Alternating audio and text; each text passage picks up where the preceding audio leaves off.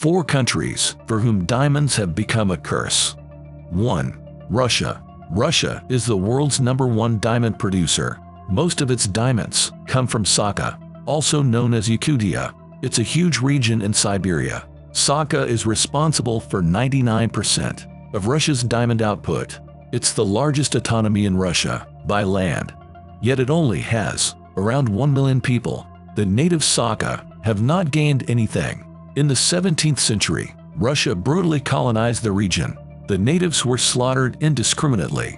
Their land was seized, and the remaining Sakha were enslaved. In 50 years, the Sakha population decreased by 70%. Century after century, the Sakha revolted time and again. Russia responded with ever more brutal crackdowns. Today, Sakha residents are being disproportionately drafted. While they're dying in scores in Ukraine, Sakha is getting poorer. It's one of the least developed regions in Russia. The mining companies don't share their profits with the locals. They do enormous damage to the environment. There are few paved roads or plumbing systems in Sakha. Alcoholism rates are some of the highest in Russia. Yet Russia sells about $1.5 billion worth of Sakha diamonds annually. 2. Democratic Republic of the Congo. Congo has the 3rd largest diamond reserves in the world. It's the 4th largest diamond producer. Congolese miners work in artisanal mines. Children as young as 6 are forced to work. The mines are often controlled by armed groups. They essentially use slave labor to extract the diamonds.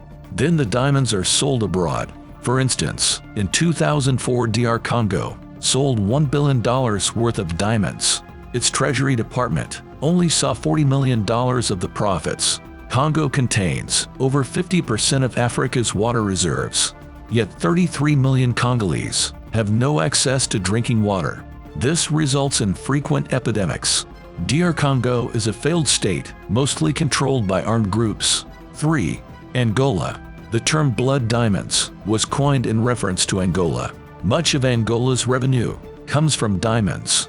The country lived through a vicious civil war. The Angolan Civil War lasted from 1975 to 2002. It devastated the country, but diamond production never ceased.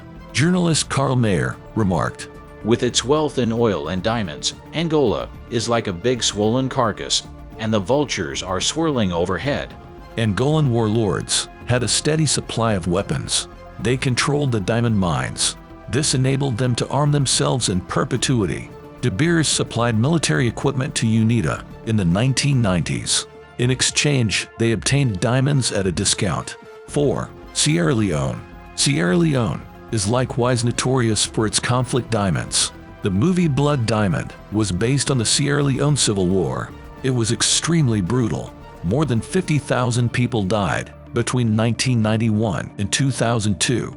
The war began when one armed group took over the diamond-rich regions. This disrupted the diamond production. The government was overthrown in a military coup. Violence soon spiraled out of control. Most of Sierra Leone's diamonds were smuggled out. They were traded illegally, with no money going to the people. Armed rebels used them to finance their war. The 11 years of warfare destroyed the country's infrastructure. Sierra Leone remains one of the least developed countries. Water, healthcare, and education are scarce, but it's still the world's 9th largest diamond producer.